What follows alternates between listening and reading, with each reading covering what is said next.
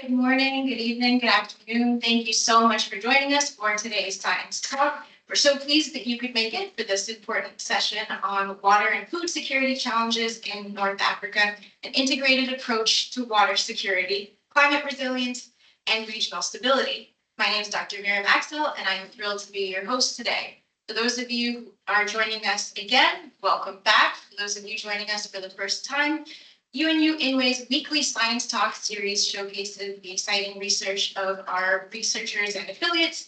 And I'm pleased to share that all of the previous Science Talks from the entire 2024 series, as well as the 2025 series so far, are available on our website at unu.edu/INWEH/science-talks, as well as on our YouTube channel. And today's talk, like all others, will be recorded, and the recording will be made available after the session. And as always, we'll conclude with an interactive Q&A session. So please do put your questions in the Q&A box, and I will be sure to read them out to today's speaker. I'm absolutely delighted to introduce today's speaker, Dr. Mohammed Mahmoud. He's the lead for Middle East climate and water policy, and is an expert in water resources management and climate adaptation policy in dry regions, including the Middle East, North Africa, and the Western United States. As the Middle East climate and water policy lead at UNU-INWEH, his research focuses on water security, transboundary water cooperation, climate change adaptation, with a particular emphasis on dry lands and the Middle East. Throughout his career, Dr. Mahmoud has held various leadership positions, including as CEO and founder of the Climate and Water Initiative, founding director of the Climate and Water Program at the Middle East Institute, chair of the Water Utility Climate Alliance, and president of the North American Weather Modification Council. He's been recognized as one of the Climate and Pal's list of top 100 Middle East sustainability voices in 2025. We're so pleased to have you as our speaker today, Dr. Mahmoud. And with that, I will turn it over to you. Thank you so much. Thank you, Dr. Miriam. Appreciate that. I know that's a lot of mouthful at the end of the bio, so thank you for for indulging.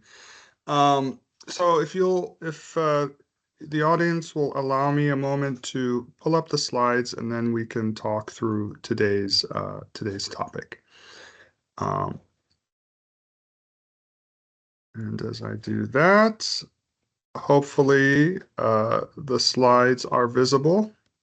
Perfect, yes. Excellent, excellent. So as Dr. Miriam indicated, my talk today is really looking at a particular region of the world and particular sub-region of the Middle East, which is the North African region. And this is really an outcome of some of recent research analysis that I have conducted over the last year, looking at some of the water and food security challenges that this region faces, certainly in a contemporary sense, on what are the issues that are more current and salient, but also looking beyond the technical lens that those of us that are in the water and climate space that are in scientific community tend to focus on, but really take a further step back from a policy perspective and look at how those food and water security challenges are shaped by other overlays, obviously climate change and scarcity of resources, but then also regional stability in terms of geopolitical issues. So today I'll provide an overview of some of these challenges, talk about some of their complexities, and then also, maybe have a little bit of a hopeful outlook of how to address those issues, and really the point is to lead to a further discussion on these topics. So I'll start off with a very basic and at this point almost universal concept, I hope is universal concept. When we think about water and food, really a lot of us are focused on water security, but it really is absolutely tethered with food security. So I usually like to bring this quote that water security is food security. And it's the very simple notion that you need water. It's the most important resource in terms of food production, obviously via irrigation. Of course, you need other supporting factors and materials to enable food production, but really water is the driving source. And the other statistic that I think most of us have heard that's sort of become almost a universal fact is that on average, globally, 60 to 70% of any country's water use, averaged out, um, goes towards agricultural production, right? Goes towards food production from the agricultural sector. So that reinforces this idea that reliable water resources are the backbone of food production. So going off this sort of very basic concept and at this point probably universal fact, how can we then quantify the importance of water and agriculture in North Africa? So one of the first ways I like to start is looking by this anchored statistic, 60 to 70%. So how does North Africa perform based on this global national average? So I'm going to share a few graphs and data here just to kind of illustrate some of the points that I want to start with. So here, looking at agricultural water use, this is the average agricultural water use as a percent of total water use from 2012 to 2020, and this and the next at least couple of slides will be from data from the UN Food and Agriculture Organization.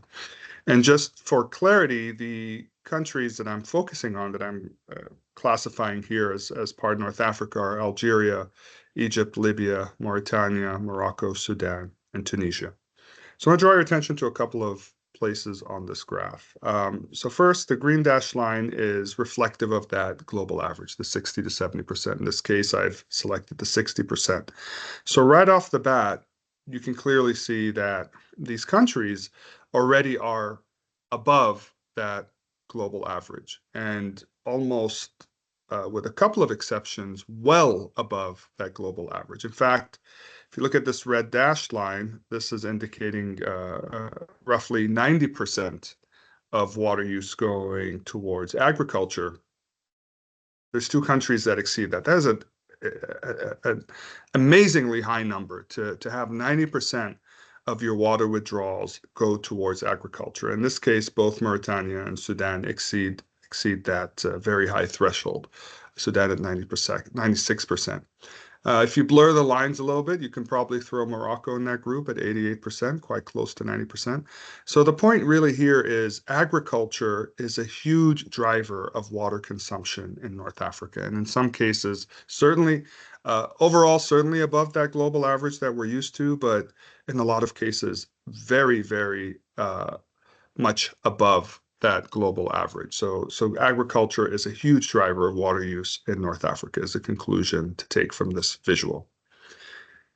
Another way to quantify the importance of agriculture and water and food and water in North Africa is looking at metrics that really parse out how much of local food production is consumed locally, because that gives us an idea of the importance of that local food production to support domestic food consumption needs. And so this is a statistic called the food self-sufficiency ratio, which is basically the percentage of food consumption that is met through domestic food production. So obviously, the higher the number, that means that more of domestic food production goes towards meeting local needs or domestic needs. I will add a caveat to this statistic. Obviously, the metric I'm using here, if you've taken a look to the left of the graph, is a little bit outdated. This is a little over 10 years ago, 2014. Unfortunately, this type of data isn't necessarily readily available. And so, even having this data point is almost a gift. More modern metrics that look at this type of information, not specifically in terms of food self-sufficiency, is the global food, excuse me, the Global Food Security Index, the GFSI. But that index really takes into account a number of factors, and it's sort of more of it's an index. So it's not a direct data correlation, but takes into factors things like stability within a country, water availability, the robustness of the agricultural sector. So it takes into account a lot of information to come up with an index value. So it isn't as data centric as this. But I will say, as part of my analysis, these numbers mostly track qualitatively in terms of where their current GFSI scores are at. But just for the purpose today to just look at this ratio, which I think is very illustrative. So we'll take some liberties with sort of the contemporary value of this data. So a few things to note here. The red dashed line is corresponding with 50%, so that it indicates that about half of a country's domestic needs are met from local food production. So generally, you look at this graph and you can say, well, a couple of countries are below that, and most of the other countries are above that. The other green dashed line is at 75%, so that's a pretty high number in terms of the amount of domestic food production that is consumed locally, so about 75%. And there are several countries that exceed that, certainly Algeria at 76% and Sudan. But the very interesting statistic here that I've highlighted in the green box is, according to this data, at that point in time, 100% of Morocco's domestic food consumption was met by domestic food production. That probably indicates that there may even be a surplus of food production, so therefore they may have a pretty robust food export component, because if what they're growing is enough to meet local demand, then there's probably a surplus that supports food exports and trade. So anyhow, just so the point here is to illustrate how dependent, again, are these countries in terms of their local food production. Another way to explore this dependency and reliance of food and water in these countries is looking at how their respective agricultural sectors are interlinked with their economies and indicators of domestic growth. So two graphs here. One is looking at the average value added from agriculture as a percentage of GDP from 2014 to 2021. And you can see the part of the graph I've highlighted is Sudan. You'll see Sudan is a very recurrent theme here because of the driver of water use for agriculture and how much agriculture is a huge part of that country's economy and identity, really. But Sudan is the highest, second is Mauritania, in terms of 25% of their GDP is attributed from their agricultural sector, which is a pretty sizable amount. Others, mostly with the exception of Libya, which doesn't have a robust agricultural sector, and we'll talk a little bit about that later, are hovering about 10%. 9 to 11% is usually the value add from agriculture in terms of GDP. Another way to look at it is employment. How much of the local labor force or domestic labor force supports agriculture? Again, some of the countries are within the teens, but you see this dashed line at 25%. So basically, countries above this line indicating that a quarter of their labor force supports agriculture, which is, again, a pretty significant number. At the very high end, again, as I sort of teased earlier, Sudan, for almost 50%, I mean, quite close to 50%, 45% of the workforce is employed in the agricultural sector over the period of 2001 to 2022. So the idea here is, for most countries and for a significant subset of these countries, agriculture is a big driver of economic growth, GDP, and employment. So again, quantifying the importance of food and water in North Africa. Another thing to consider is, well, if we know water is important from a food production perspective in these countries, in terms of agriculture and irrigation, well, where do they get their water from? And how reliant are they on these different types and sources of water?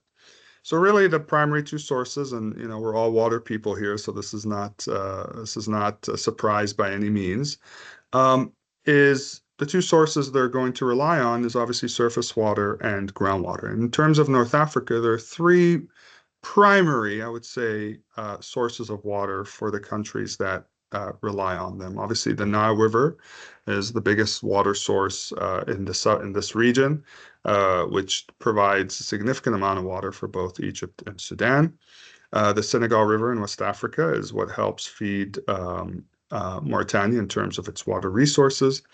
And then in Morocco, the Atlas Mountains are actually a significant source of surface water supply in terms of snowmelt, snowpack accumulation, snowmelt, and runoff into that country. And so when you look at the percentage of water supply for irrigated areas for those countries in North Africa, we look at it's really incredible how it's very strongly split between those two supply sources, and it's simply because it's a matter of access and availability. Those countries that have access to these surface water systems will obviously be able to tap into them. And you'll see in the bottom half of the slide, obviously there's more groundwater aquifers than these two, but I've used two of the major ones as examples, the Nubian Sandstone Aquifer, which is in sort of the northeastern part of Africa and the eastern part of this North African region, and then the Northwest Sahara Aquifer, that's more on the western side of this region. So obviously Sudan and Egypt rely heavily on the Nile, and so respectively, Sudan, again, going back to this recurrent theme of Sudan's really important role in agriculture, 96% of their irrigated areas comes from surface water, essentially the Nile, and Egypt at 74%. Mauritania is highly dependent on the Senegal River for its irrigation, 90%, and then Morocco as well on the Atlas Mountains. When we look at the other countries, their reliance is much more skewed towards groundwater because of an absence of surface water systems. Libya is 100% dependent on groundwater per this 2022 data. And a lot of that is obviously linked to the system that they have there, the Great Man-Made River Project, which is basically a groundwater extraction system that then takes that pumped out groundwater and moves it from the southern part of the country to the northern part of the country through a series of enormous pipelines, almost enclosed aqueducts, really, that moves water around the country, or at least the populated areas of the country, via these enormous surface pipelines. But it's really all groundwater, even though it's moving above ground in those networks. And then similarly for Tunisia and Algeria. So we can't talk about food and water in the sense of agriculture without really talking about how does climate change factor into all of this? And it does quite significantly. One of the things I didn't mention up front, but I think is probably apparent to everyone, is how water stressed and arid this part of the world is. So certainly the Middle East at large, but even North Africa itself, as an extension of that, is quite water stressed and arid. So at a basic level, without really looking at the amplifications of climate change, this is a region that is water scarce. So that poses challenges, again, based on the water supply sources we talked about, very few in terms of surface water systems. And also naturally already experiences an elevated amount of warming and heat. But climate change is amplifying that. And so in a number of ways, but for our purpose in terms of agriculture, I'm focusing on just a subset of these impacts and really talk about how they translate to real consequences in the region in terms of food production and water use. So obviously extreme heat is one of the primary impacts, and it's really been of concern as over the last probably say 5 to 10 years, several temperature records within the region have been broken over this period successively. For example, 2023, the capital of Tunisia, Tunis, broke a temperature record there when they hit 49 degrees Celsius, or about 120 degrees Fahrenheit. With extreme heat comes the risk of increased evaporation, if we think about farmlands and vegetation and crops, and estimates that indicate that by 2050, evapotranspiration in this region can increase by 0.37 millimeters. Doesn't seem like a big number, but when you think about the scale of farmland, the scale of crop production, the scale of water use, that actually is of concern. And then, of course, with warming, you have the consequence of reduced snowmelt and stream flow. So this absolutely has an implication for those surface water systems. Another impact of concern in North Africa is associated with the wildfires. And this has really been the case actually on both sides of the Mediterranean in recent years. Has been elevated. There's been an increased frequency of annual wildfires. Some of the most significant in North Africa occurred in Algeria in 2021 and Morocco in 2022. And it's almost an anticipated annual occurrence. Of course, the risk of that is wiping out vegetation areas. Again, this is an arid region, so that those green areas in terms of ability to grow crops and with those favorable soil conditions are quite valuable. And so these wildfires wipe out significant amounts of farmlands, destroying crops, and of course, consequently disrupting food production. Ironically, as we know, climate change is an issue of extremes. On the other side of it is extreme flooding and flash flooding that occurs because of extreme weather events and extreme precipitation, short duration events. Obviously, with this flooding, when we think about crops and farmland, as water pools and floods, issues of contamination and debris on crops and agricultural lands are obviously an area of water quality or quality concern for crops and the soil.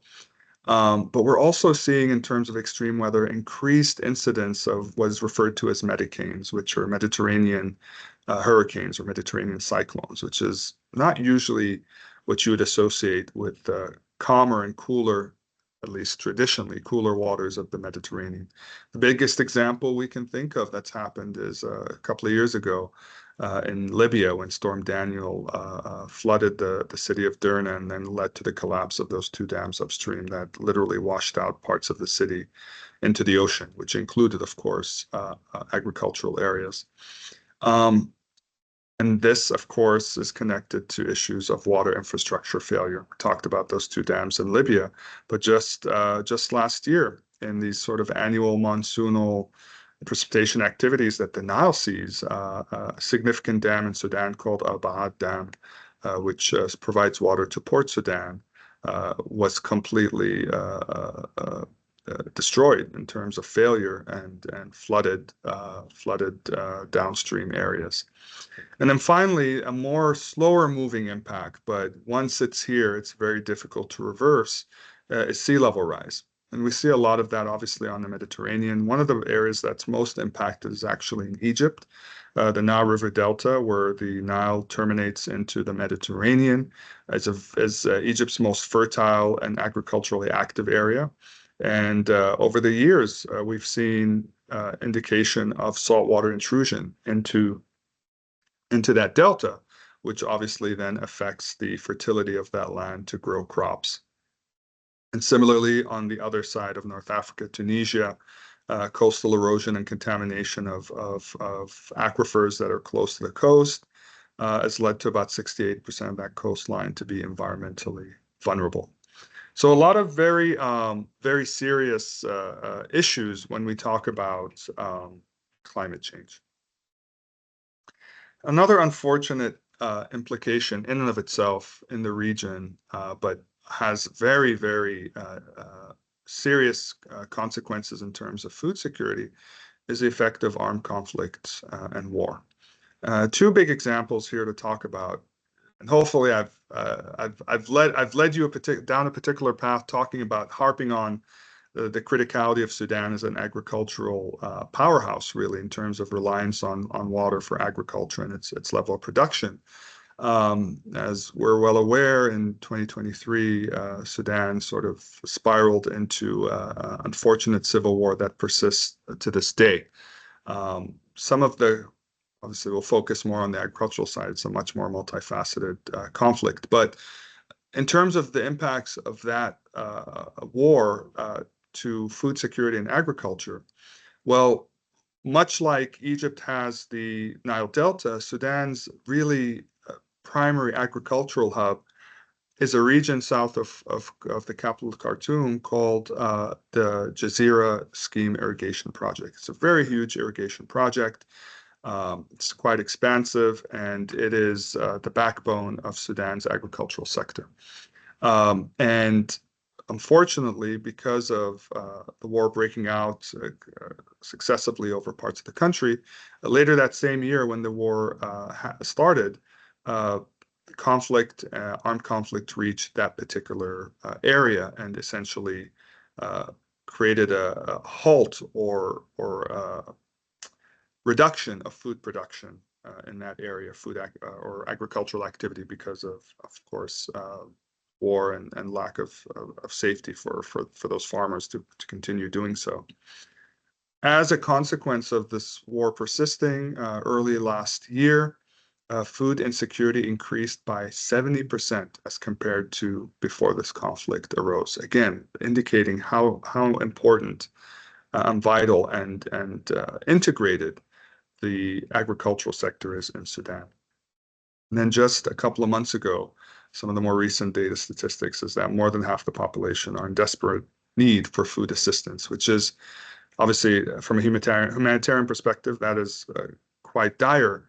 But I raise that point in the sense of how incredible it is because of this armed conflict, a country that produced so much food, that exported a lot of food, as well as provided a lot of its domestic needs from its own agriculture production, is now so food insecure that 50% of its population requires food assistance. One other global impact because of this conflict is Sudan is is actually the largest exporter of gum arabic. It provides 70% of global supplies. And gum arabic is a very essential ingredient for different types of food, for medicine. It's used in a lot of products. And obviously, as the world's largest producer and exporter, this war has essentially disrupted production and export.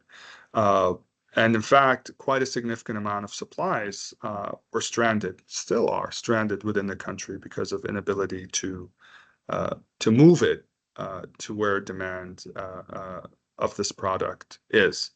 So again, not just locally impacting food production, but also impacting food needs around the world as well.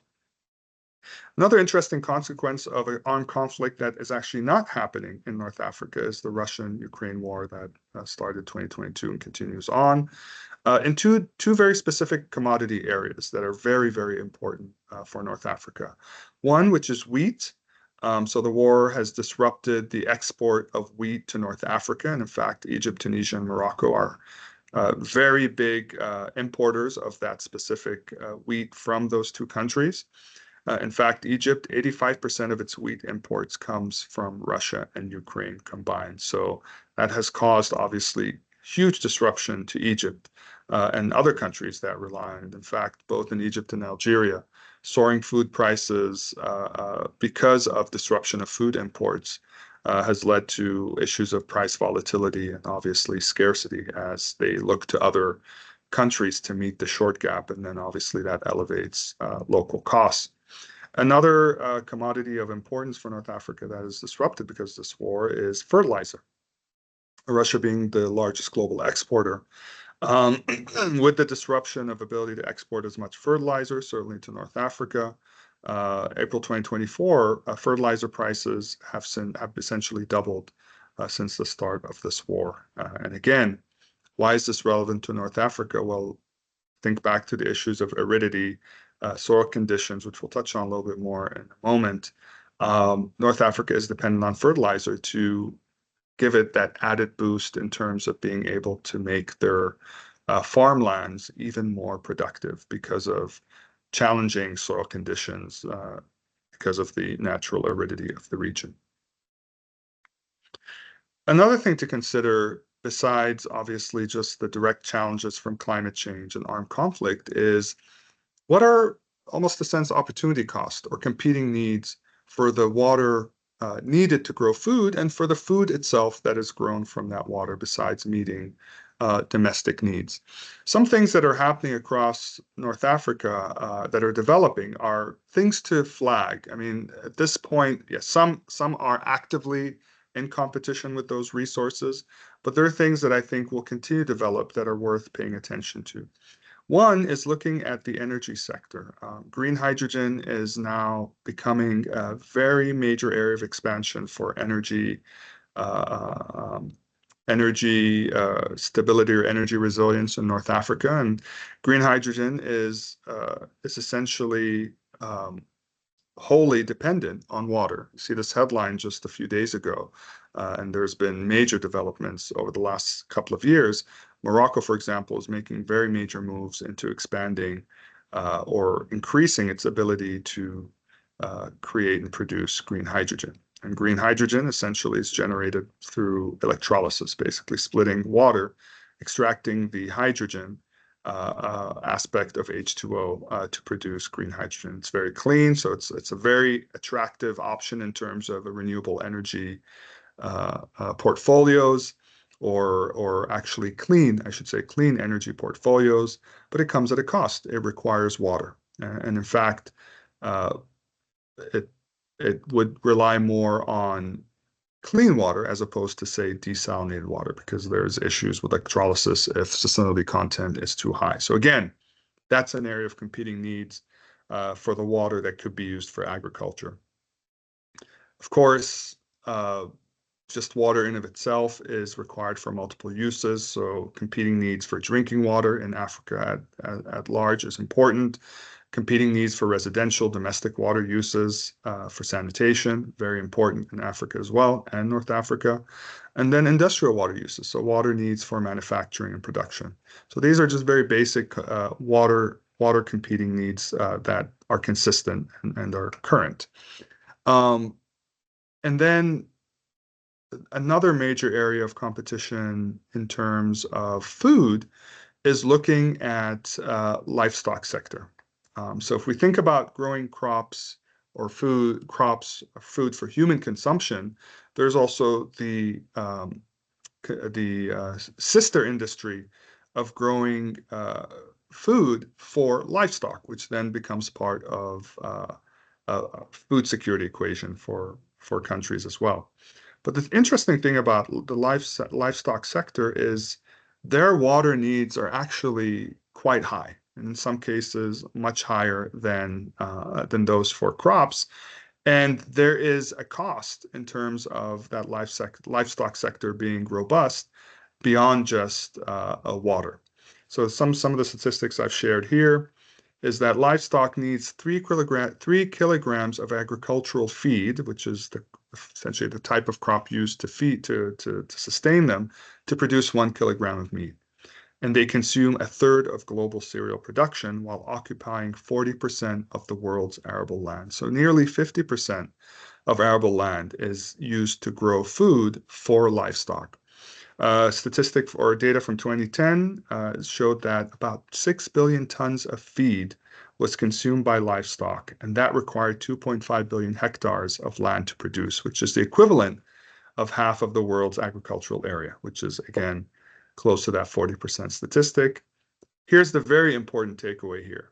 50%, 57% of that land used to grow livestock feed then becomes unsuitable for human crop production. So there's a very real trade-off here when we think about growing crops for human consumption versus growing feed for livestock. If 50% or just above 50% of that land then cannot be used or turned around to grow crops for human production. And then one last point here to draw that's sort of a competing need, but not in the traditional sense, is the agricultural economy or agricultural sector is truly, truly a challenging sector in North Africa because of all of these things we've talked about. An already arid region, limited water supplies, soil conditions are not very favorable. we're seeing a shift that because of how challenging this industry has become, or this sector, that North Africa is unfortunately at risk of losing farmlands, not just because of physical conditions, but they're also losing farmers. It's a very challenging industry to be profitable and robust. And so there are trends that we're seeing in parts of North Africa where farmers are leaving these practices behind, and a lot of them opting to look at other sources of employment. And then it drives this movement of migration from rural areas where the farmlands are traditionally to urban areas as as that labor force looks towards other sources of employment. So just to recap, in terms of some of the challenges, and maybe just to highlight some tangential ones in North Africa when it comes to food production. Obviously, there is the issue of desertification because of the natural aridity that's expanding. So soil degradation that obviously leads to loss of fertility for those lands. Water scarcity is a prevalent issue for North Africa. I've mentioned it's a highly water stressed region. In fact, several countries are high on the global water stress scale. Climate change, introducing risks of droughts, wildfires, and flash flood. So we've talked about these, but the two we haven't really touched on is the loss of farming lands. Yes, partly related to desertification, partly related to the migration of those workers or farmers that are opting to look for other sources of employment because it's such a challenging industry. But in certain places, there is this push and pull between rural and urban areas where expansion of urban areas are putting rural farmland at risk. One of the great examples of that is actually in Egypt, where most of the land surface area is desert and not necessarily suitable for growing crops. In fact, most of Egypt's population and almost all of Egypt's population and almost all of its farmland is along the Nile River and the river delta, essentially where water is available. When you think about those limited parts of land, and Egypt, of course, is a huge booming population, continues to see its population numbers rise and increase significantly, then there's only so much amount of land to accommodate either people as well as crop production. And so that conflict in terms of limited space and limited land area is causing loss of some of these farmlands. And then finally, inefficient irrigation practices. A lot of places in North Africa still use very water inefficient irrigation methods. So for example, the Jazeera scheme I talked about in Sudan, which is very productive, uses flood irrigation. Part of that is just because of the topography and of that land area, which makes flood irrigation probably more suitable. But that doesn't mean that there aren't ways to make that process more efficient. So plenty of areas still utilize flood irrigation. And then in certain rural areas, there's low technology adoption in terms of things like drip irrigation or center pivot irrigation to make water use more efficient. Part of that is just availability of resources for those rural farmers to be able to adopt those water efficient irrigation improvements. And part of it's education, frankly. There isn't both financial resources as well as educational resources to help scale up those farmers to improve their irrigation practices. I will say there are a lot of places that still use very traditional irrigation methods I think are completely suitable for the places they're at and can be water efficient. But certainly there are areas of improvement in terms of water efficiency, shifting off flood irrigation and looking at things like drip or center pivot or even sprinkler irrigation. So if those are the challenges, where can we adapt? Several areas. If you're probably all thinking to yourselves as well as I was going through the unfortunate challenges, but there are certainly opportunities for adaptation. Diversification of water resources or water sources is certainly an area. For example, water treatment or effluent treatment does exist in many of these countries, but their contribution to their respective water portfolios are very small. So there's opportunities to scale up things like wastewater treatment or effluent treatment to introduce an additional supply source specifically for these agricultural areas. And then, of course, desalination is a big part of those regions' water supply portfolio along the coast. But of course, most of this desalinated water is used for domestic water use, which is fine. If you could use that to meet your domestic or residential water needs, then that could then shift the other supply sources of surface water to meet your, or groundwater to meet your agricultural needs. So desalination both on the coast and things like brackish groundwater desal could be helpful. We talked about improving irrigation efficiency, shifting to more modern irrigation methods when appropriate, like drip and center pivot, to reduce water waste and to help increase crop yield. Sustainable land management in terms of soil conservation and crop rotation. This is a good tactic to help mitigate against desertification, to help maintain soil fertility as much as possible, and to make these lands that are fighting against desertification to be more resilient against those types of impacts related to climate change. And then climate smart agriculture through crop diversification, focusing more on growing drought tolerant or drought resilient crops that don't necessarily use as much water, that are more favorable to this part of the world, is definitely a recommendation. This already exists. Some of these crops are already being grown in the region, but maybe looking at shifting the production to be more anchored on those types of crops to help increase yields and really focus on what is locally viable in terms of food production. And of course, climate smart farming practices, again, related to irrigation efficiency to reduce water use and improve resilience of that sector. And then finally, to help address these issues of rural versus urban, looking at bolstering rural communities where a lot of these agricultural areas are. So increasing opportunities for education, skilling up farmers to be able to adopt these new technologies where possible, supporting infrastructure, providing economic support so that these areas don't lose their farmers, don't lose their farmland, and really help support a backbone of those countries in terms of the agricultural sector by supporting those that are actually doing the work and putting food on the table in terms of growing crops and food security. So I think this wraps up my presentation, but I do want to end on a few concluding thoughts. The challenge with these types of presentations, we focus so much on the negative, but that's the nature of it, the challenges.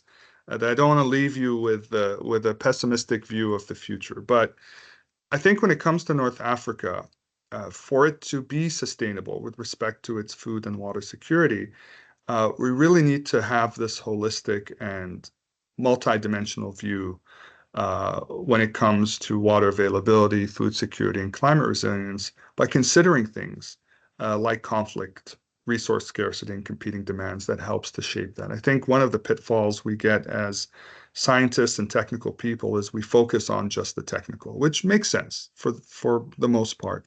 But it's these policy-related areas and factors that really can shape how we come up with hopefully technical solutions to address these very technical scientific issues. And this is a region, unfortunately, that sees, we use the examples, certainly the example of Sudan, where these armed conflicts that do occur, and I haven't even touched on, obviously, many years prior, similarly, what has happened in Libya.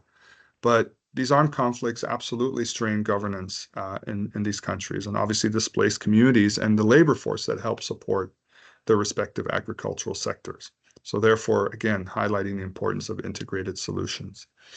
But effective resource management needs to balance all these other things we've talked about in terms of urban demands, both as physically as the growth of urban areas, as well as the shift of rural to urban migration.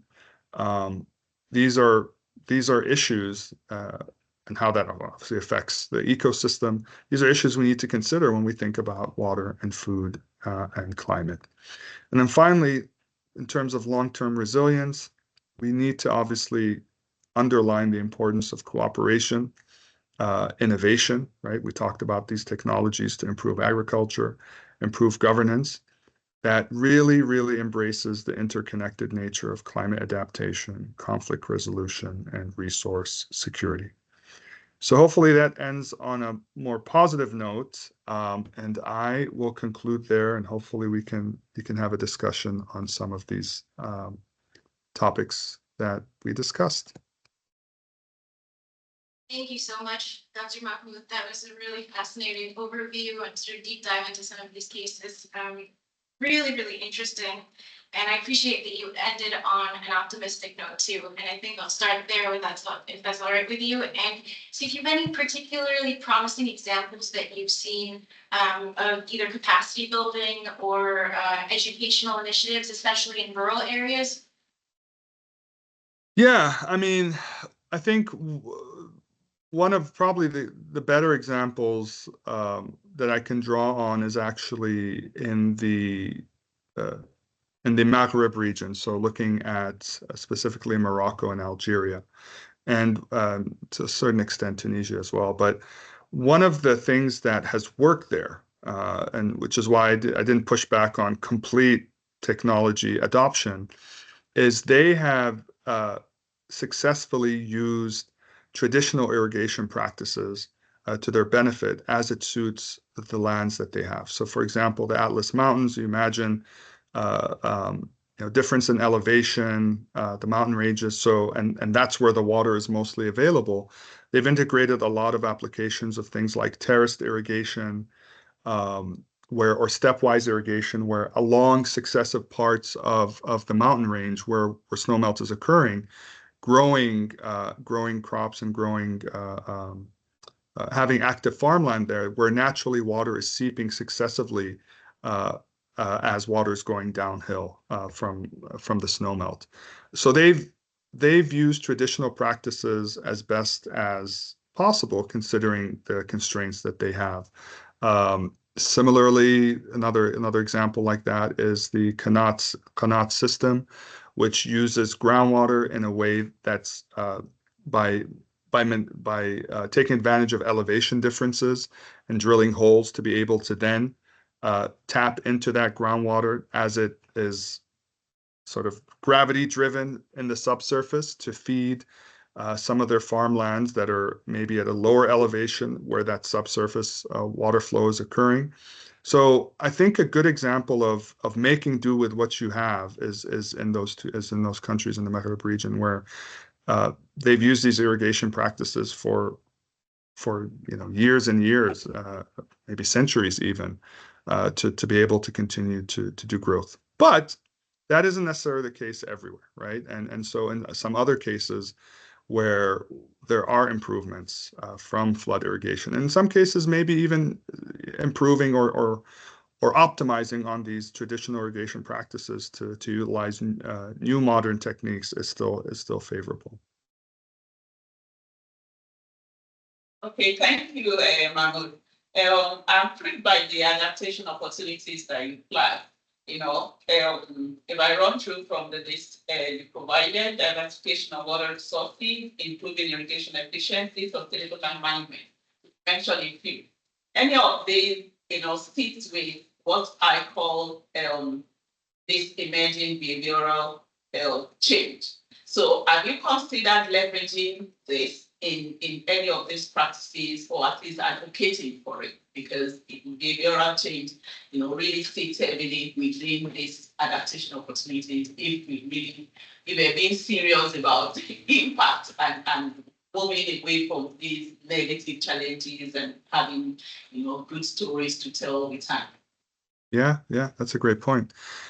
I think what underlines a lot of all of this is behavioral change, right? The fact that I think people are even having these conversations is we've reached a point where people are thinking about these issues, right? In terms of how do external factors, well, let me backtrack. Number one, what is our current status of issues affecting water and food production. Obviously, in this region, that's prevalent because naturally those resources are challenged because of aridity. And then I think with the growing impact of climate change affecting the livelihoods and how people live and navigate in the modern world, I think has sort of elevated the issue. So the behavioral aspect is awareness, starts with awareness. I think people are a lot more aware of the challenges and issues, and I think are a lot more sensitive to the realities. And it's not just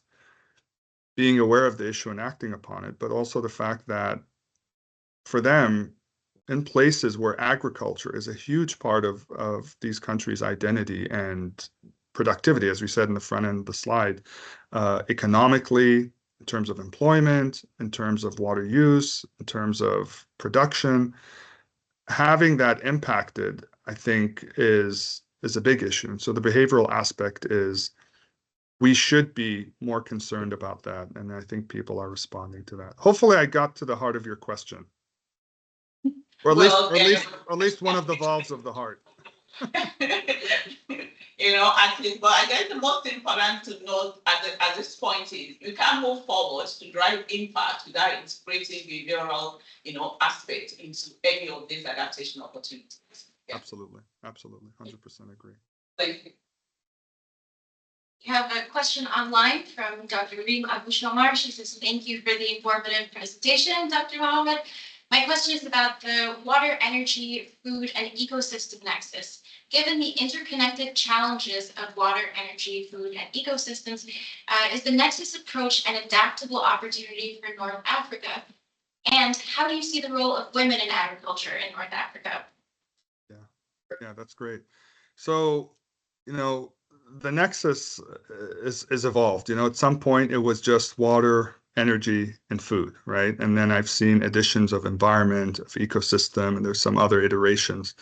I think the nexus is critical to North Africa because, as I've illustrated, all of these things are interconnected. We've certainly highlighted more on the water and food. We slightly touched on the energy. There's a lot more to it, right? When we talked about the issue of green hydrogen. But those things are absolutely interconnected. And the way they're interconnected is those resources are quite finite in this region. I mean, you could argue they're finite everywhere, but they're extremely finite in this region. And so you can't explore topics or issues or innovations related to water without seeing how it affects food production. We know those two are extremely linked. But similarly on energy, as we talked about in green hydrogen, water is used, putting aside green hydrogen, just energy in and of itself, water is a component for any power or thermoelectric plant, right? You need water for cooling in those power plants at a very basic level of any type that is at least thermoelectric in nature. And then, so absolutely, I agree that the nexus in North Africa is a very essential framework to navigate challenges across these areas. And even the E part, right, the ecosystem or environment, depending on how you classify it. Just the example we talked about food production, food security in North Africa. Soil aridity, the condition of the soil, the condition of the land, of those environments and ecosystems is hugely critical in terms of being able to support food production. And in some cases, the ability to access our water resources or to take benefit from them. And I think it's been the case in North Africa. Many of my colleagues do a lot of research and work anchored on the water, energy, food, and now ecosystem or environment nexus.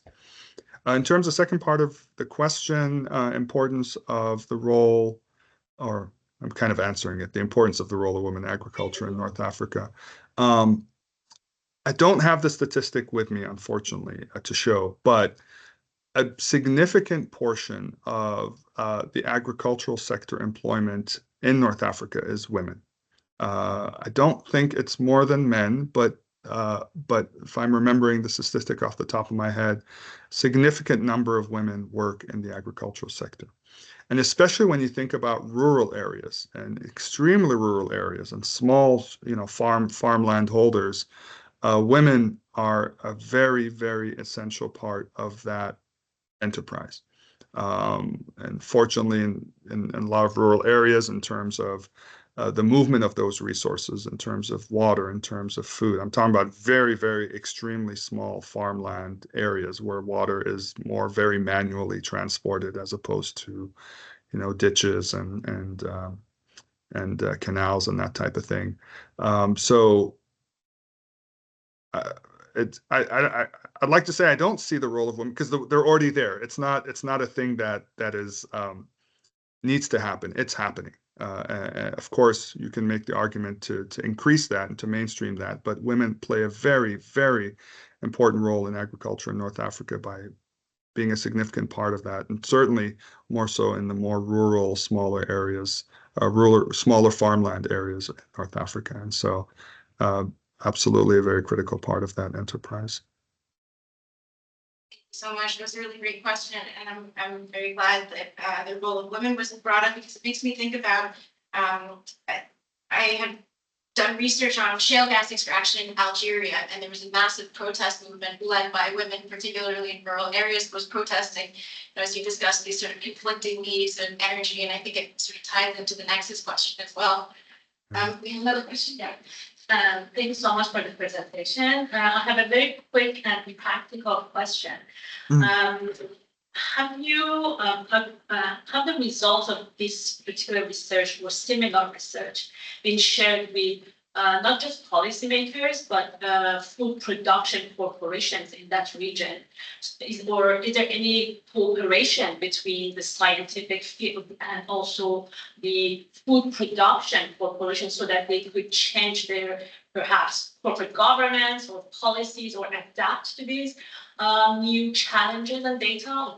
Are you aware of any kind of cooperation between the two fields?